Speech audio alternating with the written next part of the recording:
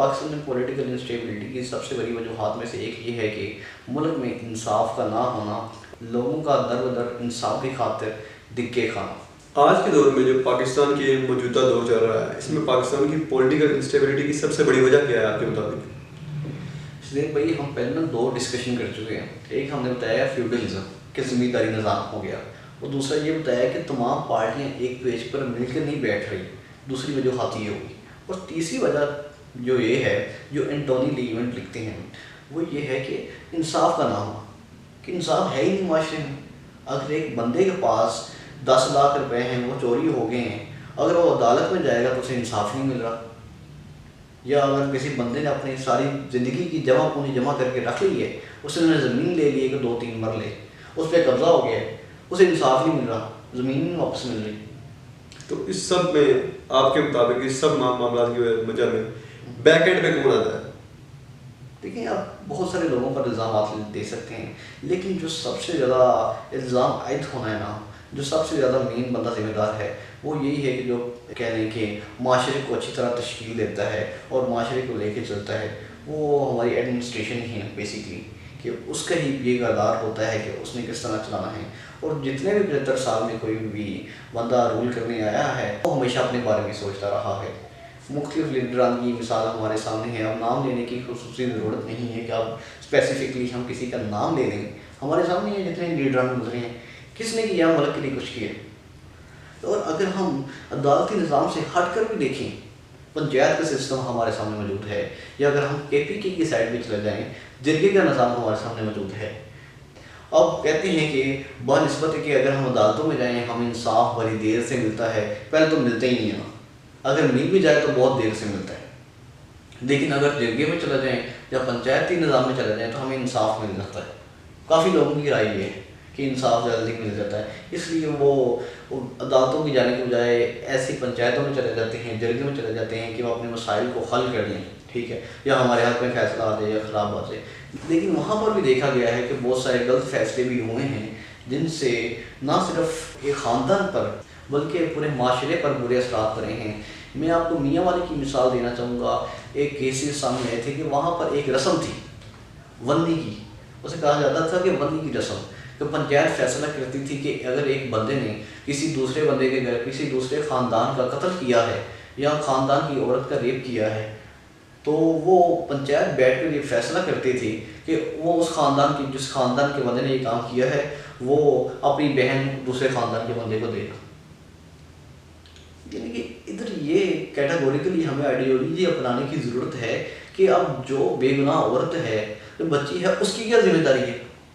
گناہ تو اس کے بھائی نے کیا ہے، اور ہمارا مذہب بھی اسی اجازت دیتا ہے کہ ہم کسی کا گناہ کسی دوسرے کے سر ڈالیں۔ لیکن نہیں، اب پنچایت میں ایسے غلط فیصلے ہوئے ہیں اور ہو رہی ہیں۔ اگر آپ چلے جائیں میاں والی کی سائڈ پر، ایردونوا کے علاقوں پر دیکھیں گے، ہم دیکھیں گے کہ ایسی رسومات چل رہی ہیں، اور اس رسومات کو وہ بڑے جوش و خروش کے ساتھ تسلیم کرتے ہیں، اور وہ اونر سے لیتے ہیں کہ بھائی ٹھیک ہے، اونر سے تسلیم کرتے ہیں۔ اور اونر کلنگ کا معاملہ ہمارے سامنے بہت ہے۔ اب میں آپ کو مثال دینا چاہوں گا کہ 2010 میں پیپل پارٹی کے ایک تھے وزیر، طارق نام تھا ان کا، طارق نام تھا، اس نے دوسرے علاقے، دوسرے قبیلے کی لڑکی سے نکاح کر لیا، گواہوں کی موجودگی میں نکاح کیا ہے، لیکن اس قبیلے کے بندے نے وزیر کو قتل کر دیا۔ یہ وزیر کی بات ہے، وزیر کو قتل کر دیا ہے، صرف اس بنا پر کہ اس نے اس قبیلے کے سردار سے نہیں پوچھا، کہ اس قبیلے کے سردار سے نہیں پوچھا کہ میں صاحب سے شادی کروں یا نہ کروں، اور پنچایت نے اس کے حق میں فیصلہ دیا جس نے قتل کیا کہ وہ بے گناہ ثابت کر دے گی۔ ہاں، اور لوگوں نے بھی اسے تسلیم کیا، جس بندے نے قتل کیا نا، اسے ہاتھوں پہ اٹھایا کہ آپ نے بہت بہادری کے کام کیے۔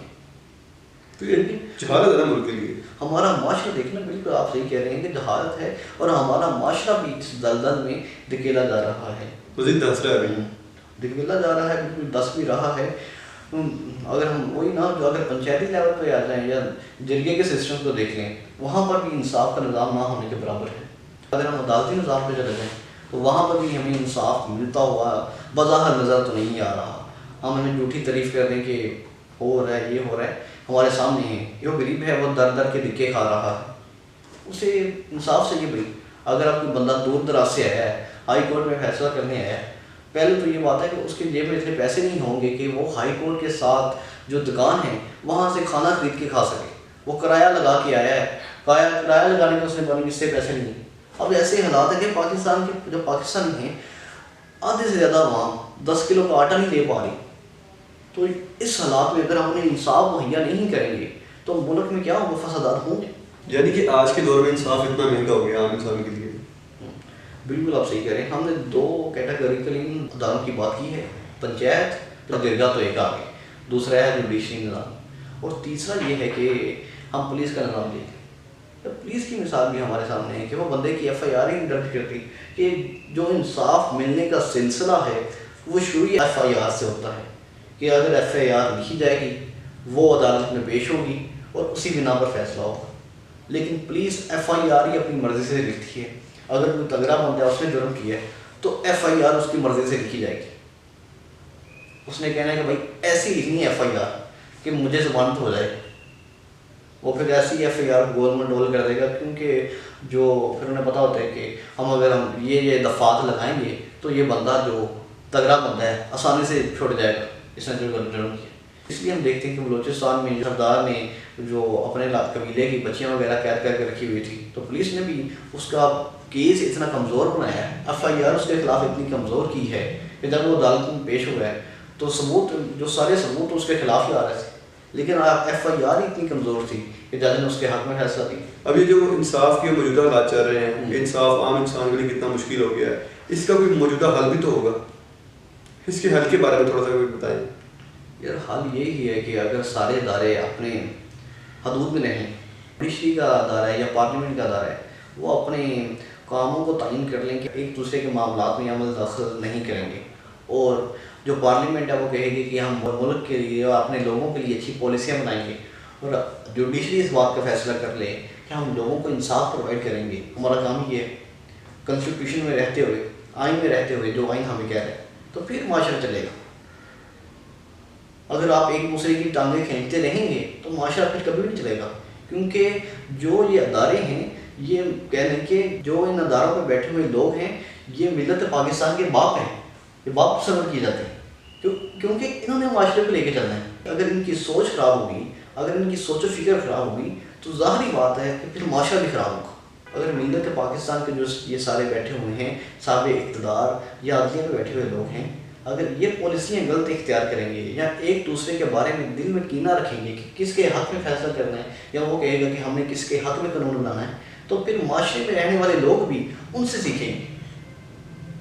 کیونکہ وہ تو ہم نے سلیکٹ کیے ہوئے ہیں نا, پھر جیسی سوچ ان میں ہوگی ویسی سوچ ہم میں ہوگی. اس لیے کوشش یہ کرنی چاہیے کہ انہیں بہتری کرنی چاہیے, بہتر سوچ اپنانی چاہیے کہ جس سے معاشرہ ترقی کرے اور معاشرے میں ایک مثبت سوچ پروان ہو, اور اسی سے معاشرہ ترقی کرے گا. ہم امید کرتے ہیں کہ آپ کو آج کی ہماری ویڈیو پسند آئی ہوگی, اور آپ مزید ہمیں ایسی ویڈیوز کے لیے سپورٹ کریں تاکہ ہم آپ کے ساتھ یوں جڑے رہیں اور ایسی انفارمیٹیو ویڈیو شیئر کرتے رہیں. آج کے لیے اتنا ہی. سروے ہسٹری آپ کے اپنے چینل کو لائک اور سبسکرائب کریں. اللہ حافظ.